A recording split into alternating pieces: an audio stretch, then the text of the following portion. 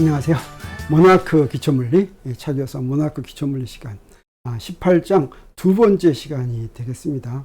우리 18장은 전자기 장치와 교류인데, 지난 시간에 우리 전자기 장치, 전류계, 전압계 이런 것들을 공부했죠. 오늘은 교류 회로에 대해서 공부합니다. 교류 회로는 교류 전원이 연결된 회로를 말하는데, 교류 전원은 어디에서 나오냐면 교류 발전기에서 나옵니다. 교류 발전기의 가장 간단한 기초적인 원리는 바로 이런 거예요.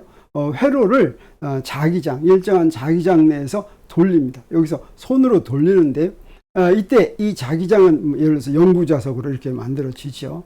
여기서 내가 손으로 이렇게 회로를 돌리면 내가 회로를 돌리는 역학적 에너지가 여기서 이제 전기 에너지로 바뀌는 것인데, 무엇에 의해서 전기 에너지로 바뀌냐면 그 유명한 패러데이 원리에 의해서 이제 전기장으로 바뀌는 것이죠. 패러데이 원리를 잠깐 보겠습니다. 패러데이 원리를 보면 여기에 지금 그 영구자석에 있는 자기장에 있는 코일의 단면을 그렸어요.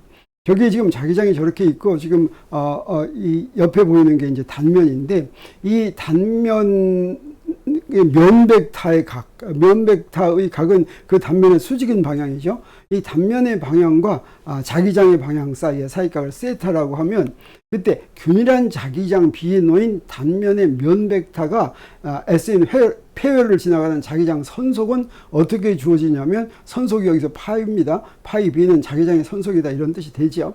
이것은 자기장과 면벡터의 스칼라곱, 다시 말하면 BS 코사인 세타, 이렇게 주어지죠. 그래서 이 선속이, 이 플럭스가 시간에 따라서 변하게 되는 것입니다. 자, 그러면 이 유도 기전력은 패러데이 법칙인데, 패러데이 법칙이 어떻게 생겼냐면, 자, 이 폐회로가 일정한 각속도 오메가로 회전한다고 하겠습니다. 각속도는 그냥 진동수에다가 2파이를 곱하는 것이죠. 그러면 각속도가 오메가고, 이제 처음 그 각속도로 이제 처음 출발한 때를 시간이 0이라고 하면 t까지 가는 동안의 각은 뭐가 될 거냐면 오메가 t 이렇게 되겠습니다. 패러데이 법칙은 유도 기전력이, 그때 생기는 유도 기전력이 여기에 자기장 선속을 시간에 대해서 미분한 것과 같다라고 하는 것이니까, 아까 선속 BS 코사인 오메가 t 우리가 구했었죠. 그런데 여기서 시간에 대해서 의존하는 부분은 코사인밖에 없으니까, 코사인 오메가 t를 미분할 것 같으면 사인 오메가 t가 나오고 앞에 오메가가 이제 또 나오죠. 그러면 어떻게 되겠습니까? 이거 우리가 어떻게 쓸 수가 있냐면 EMX, 여기서 E는 알파벳, A, B, C, D, E의 알파벳의 대문자고, 여기는 최대값. 그래서 기전력의 최대값을 EMX라고 하면 EMX 사인 오메가 t 이렇게 되고, 이 EMX는 뭐에 해당하냐면 자기장의 세기, 그 다음에 코일의 넓이, 그 다음에 각속도 이렇게 곱한 것과 같게 됩니다. 그랬을 때 이 E가 기전력으로 이렇게 주어지니까, 이런 기전력을 이제 연결한 회로를 우리 교류 회로라고 하고, 그 기전력을 교류 기전력이다, 이렇게 부릅니다. 교류 기전력은 어떻게 표시하냐면, 여기는 이런 모양으로 표시하는데, 우리 직류 기전력은 짝대기 두 개를 표시했죠. 짧은 짝대기와 긴 짝대기. 근데 교류 기전력의 기호는 막 이렇게 돼 있습니다. 사인 파형으로 이렇게 돼 있어가지고, 요거 이렇게 표시돼 있으면 여기가 교류 기전력이다, 이렇게 이야기할 수가 있겠고, 이 교류 기전력은 이제 사인에 대해서 변한다 그러면 EMX 코사인 오메가 t 이렇게 주어지게 되겠어요. 이거 코사인 오메가 t 이렇게도 마찬가지입니다. 뭐만 다르냐면 위상만 다르다, 이렇게 얘기할 수가 있겠어요. 그래서 이 기전력을 보니까 사인 함수로, 시간에 대해서 사인 함수로 변하니까 커졌다 작아졌다 막 그러죠. 그러면 이 사인 함수를 한 주기에 대해서 평균하면 얼마 나올 것 같습니까? 0보다 커졌다 0보다 작아졌다 하는 거를 더하면 0되죠. 그래서 이런 사인 함수로 주어지는 양이 얼마인가, 그것의 크기가 얼마인가 라고 얘기할 때는 그냥 평균만 구해가지고는 알 수가 없습니다. 어떻게 해야 되냐면 어떤 값을 줘야 되겠죠. 그렇게 구하는 것이 바로 뭐냐면 유효값이라고 부르는 것이고, 유효값은 무엇을 간단하게 말하는 것이냐면 영어로 루트 민 스퀘어드라고 하는 것을 이제 간단하게 말하는 것입니다. 루트 민 스퀘어드는 뒤에서부터예요.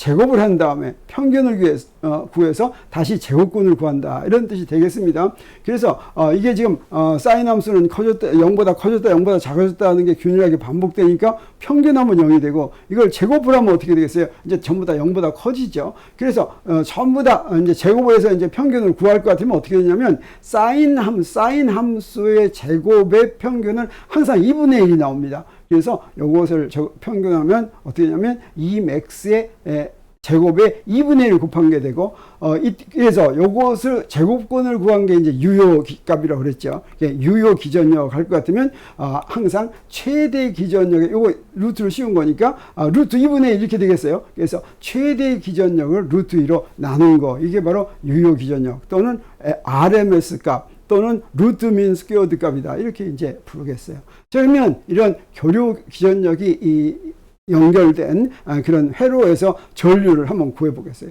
그래서 교류 저항 회로는 이 회로에다가 교류 기전력을 연결하고 그 다음에 저항을 연결하는 것인데, 그러면 그때 흐르는 전류도 시간에 의해서 변합니다. 이 전류는 어떻게 구하냐면 우리 잘 아는 것처럼 그냥 기전력을 저항으로 나누면 되죠. 그래서 기전력을 저항으로 나눴더니 어떻게 되냐면 R분의 Emax 사인 오메가 T, 이것처럼 이제 전류도 사인 함수를 이렇게 흐르게 되겠어요. 그러면 이걸 갖다가 Imax 사인 오메가 T 이렇게 쓰겠습니다. 그래서 Imax는 전류의 최대값, 즉 전류의 진폭이 되고, 저기서 Emax는 기전력의 최대값, 기전력의 진폭이 이렇게 되겠죠. 그러면 기전력의 진폭과 전류의 진폭 사이의 관계는 무엇을 비교하면 되겠냐면 그 앞에 있는 요 두 개를 이렇게 비교하면 되겠죠. 그랬더니 무엇을 어떻게 됩니까? Imax는 R분의 Emax 이렇게 되는데, 다시 말하면 Emax는 Imax R 이렇게 되죠. 이거 직류 회로에서도 어떻게 됩니까? E는 기전력은 전류 곱하기 저항 이렇게 되는 거 똑같죠. 그리고 유효 기전력은 어떻게 한다고 그랬습니까? Emax를 루트 2로 나누면 기전력의 유효값이 되고, 전류도 마찬가지로 루트 2로 나누면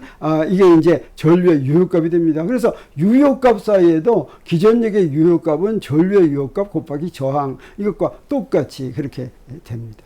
그러면 여기에 이 교류 기전력 회로에는 우리 무엇도 연결할 수가 있냐면 축전기 또는 인덕터를 연결할 수가 있습니다. 직류 회로에서는 어떠냐? 직류 회로에서는 인덕터 연결하면 그 연결 안 하는 거나 마찬가지였습니다. 그리고 축전기를 연결하면 회로를 끊는 거나 마찬가지였는데, 교류 회로에서는 그렇지가 않습니다. 두 개가 다 똑같이 아주 회로가 잘 되고 전류를 이제 생각할 수가 있어요. 그래서 먼저 인덕터를 이렇게 연결해 보겠습니다. 인덕터를 연결할 때 인덕터는 무엇으로 대표되냐면 인덕턴스로 이렇게 대표되지요. 그래서 교류 인덕터 회로란 교류 기전력하고 인덕터를 연결하는 회로입니다. 그랬을 때 이 인덕터도 마치 저항처럼 행동합니다. 교류면 왜 그러냐면 이 인덕터는 코일에는 어때요? 전류가 바뀔 것 같으면 패러데이 법칙에 의해서 유도 기전력이 생기는데, 이 유도 기전력이 그 변화를 억제하는 방향으로 생겨서 저항의 역할을 합니다. 그래서 그 저항에 해당하는 걸, 이 인덕터의 저항에 해당하는 걸 뭐라고 부르냐면 유도 리액턴스라고 부르는데, 이 유도 리액턴스 이것도 저항이나 마찬가지입니다. 그랬을 때 이 저항은 어떻게 해서 구하냐면 인덕턴스에다가 그 각진동수를 곱합니다. 그래서 각진동수가 크면 클수록, 이 얘기는 무슨 얘기예요? 전류가 빨리빨리 변하면 변할수록 저항이 더 커진다, 이런 뜻이 되겠어요. 그리고 각진동수는 2파이 F니까 진동수 2파이를 곱한 거니까 2파이 FL, 이거는 마찬가지가 되겠습니다. 그래서 인덕터 양단의 전이차는 우리 어떻게 구할 수가 있냐면, 흐르는 전류가 I라면 V는 IXL, 유도 리액턴스를 곱해서 이렇게 해서 구할 수가 있습니다. 또는 전류를 구한다면 이 전이차는 이 경우에는 기전력과 같겠죠. 그래서 기전력을 리액턴스로, 유도 리액턴스로 나누면 그러면 거기에 흐르는 전류가 되는 것입니다. 그리고 인덕터 대신에 축전기를 연결했을 때 이거를 교류 축전기 회로라고 하는데, 이 경우에는 축전기도 직류에는 축전기가 줄을 끊어놓은 거나 마찬가지지만 교류가 연결되면 어떻게 되냐면 여기에 반대 방향으로 전하가 대전돼서 얼마든지 전류가 잘 흐른다고 얘기할 수가 있습니다. 그래서 교류 축전기 회로는 기전력하고 축전기, 전기용량 C를 갖는 축전기를 연결했는데, 이것도 마치 저항처럼 행동합니다. 그 저항에 해당하는 걸 뭐라고 부르냐면 전기용량 리액턴스라고 부르고, 이번에는 이 전기용량 리액턴스는 각진동수가 작을수록 저항이 더 크게 되겠어요. 왜냐면 각진동수가 0이면 어떻게 됩니까? 직류가 흐르면 저항이 무한대가 되죠. 그리고 빨리빨리 왔다 갔다 하면 여기에 끊어놓은 거는 거의 없는 거나 마찬가지가 됩니다. 그래서 진동수가 무한대가 되면 저항이 0이 돼서 이건 오메가 C분의 1, 이게 바로 전기 용량 리액턴스가 되고, 그것을 이제 진동수로 표시한다면 2파이 FC분의 1 이렇게 되겠어요. 그래서 이 경우도 아까 인덕터의 경우나 마찬가지로 축전기 양단의 전이차는 우리 어떻게 구할 수가 있냐면 흐르는 전류에다가 이 리액턴스, 전기 용량 리액턴스를 곱하면 된다고 하죠. 자, 이제 흥미로운 회로는 교류회로는 뭐냐면 이것들을 다 연결하는 것입니다. 이것들을 다 이렇게 직렬로 연결한 걸 뭐라고 그러냐면 교류 RLC 회로라고 하는데, 교류 RLC 회로에서 요 놈 전체가 지금 이 RLC 요거 직렬로 연결되어 있으니까 이거 전체가 하나의 저항, 합성 저항으로 그렇게 표시할 수가 있는데, 그렇게 표시한 합성 저항을 뭐라고 그러냐면 교류 회로의 임피던스다 이렇게 얘기합니다. 이 임피던스는 어떻게 해서 구하냐면 저항의 제곱 더하기 유도 리액턴스 빼기 전기 용량 리액턴스의 제곱, 그래서 루트를 씌운 거, 이게 임피던스가 되고, 이 회로에 흐르는 전류는 그래서 이 임피던스가 이제 저항 역할을 하는 거죠. 단위는 전부 옴입니다. 저항하고 똑같아요. 그래서 Z분의 VRMS. 그래서 여기에 이 세 개, 이 회로를 흐르는 전류의 유효값은 전이차의 유효값을 임피던스로 나눈 거다 이렇게 얘기할 수가 있습니다. 그래서 이 임피던스를 이것으로 다시 써볼 것 같으면 이렇게 되죠. 자, 이렇게 되는데 이 가만 봤더니 이 교류 기전력의 진동수에 따라서 이 리액턴스는 진동수에 따라서 달라지죠. 그래서 교류 기전력의 진동수에 따라서 흐르는 전류가 다르게 되는 거 우리가 알 수가 있습니다.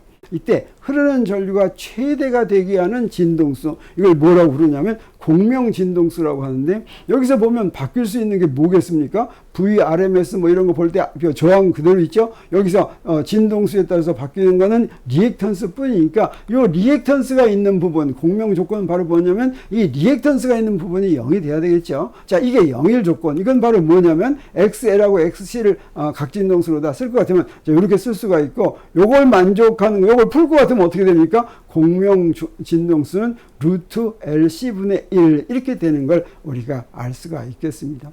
그리고 이런 교류 RLC 회로의 전력이란 여기서 소비되는 전기 에너지를 말하겠어요. 전력은 어떻게 구할 수가 있냐면 이 세 개의 RLC를 다 합한 전체의 전이차가 V라고 한다면, 그때 교류 회로의 전력은 이렇게 Z분의 VIR 이렇게 구할 수가 있어요.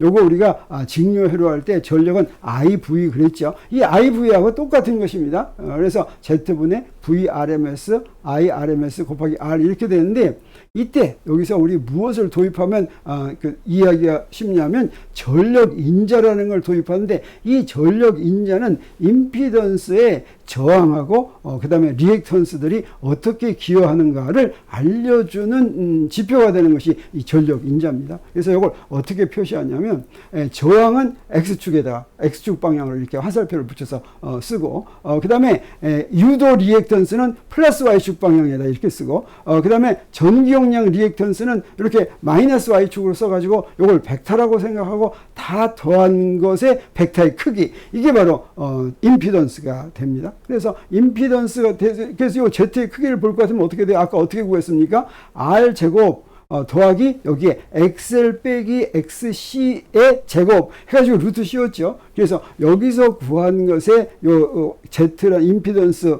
요 화살표의 크기는 바로 그 아까 구한 거하고 똑같이 되는 거 우리가 알 수가 있습니다. 그랬을 때 요 임피던스의 방향과 X축 방향 사이의 각을 파이라고 한다면 전력 인자는 그것의 코사인을 얘기하는데, 이게 코사인 파이는 어떻게 됩니까? Z분의 R 이렇게 되죠. 자, 이렇게 표시했을 때 저 전력은 우리 어떻게 표시할 수가 있냐면, 전력은 여기서 맨 처음에 Z분의 VRMS, 이건 IRMS가 되죠. 그래서 IRMS 곱하기 IRMS의 제곱 곱하기 R 이렇게 되는데, 요 R은 또 어떻게 할 수가 있냐면 Z 코사인 파이가 바로 R이죠. 그래서 IRMS 제곱 곱하기 Z 코사인 파이.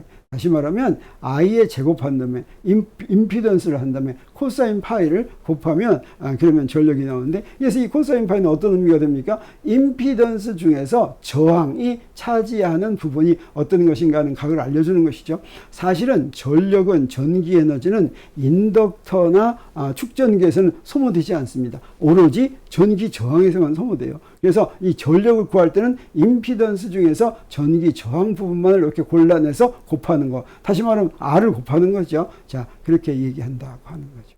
이제 문제를 풀어보도록 하겠습니다. 우리 문제 풀어볼 때 이렇게 하겠어요. 먼저 예제, 교류회로 예제를 하나 봅니다. 여기 RLC 회로가 하나 있어요. 그래서 여기에 이제 이렇게 쭉 돼 있을 때 이 회로에서 먼저 무엇을 구해요? 회로에 흐르는 전류를 구하라, 전력 인자를 구하라, 전력을 구하라, 이렇게 됐다면 우리 전류를 구하려면 먼저 임피던스를 구해야 되겠죠. 임피던스 구하려면 또 리액턴스를 먼저 구해야 됩니다. 그래서 먼저 여기 전기 용량 리액턴스를 먼저 구한다면 2πfC니까 문제에서 주어진 걸 다 곱합니다. 요거의 단위는 바로 뭐냐면 오음이 되겠어요. 그래서 133오hm 이렇게 되고, 그 다음에 유도 리액턴스도 또 구합니다. 유도 리액턴스는 2πfL 이렇게 되죠. 그래서 문제에서 주어진 걸 다 곱하면 이것도 역시 오음이니까 38오hm. 그리고 이제 저항이 이렇게 주어졌으니까 요거 가지고 우리 임피던스를 구할 수가 있습니다. R제곱 더하기 가로 열고 XL 빼기 XC 가로 닫고 제곱한다면 제곱 구하면 되죠. 여기서 구한 걸 다 집어넣을 것 같으면 우리 요거 계산하면 임피던스가 138ohm이니까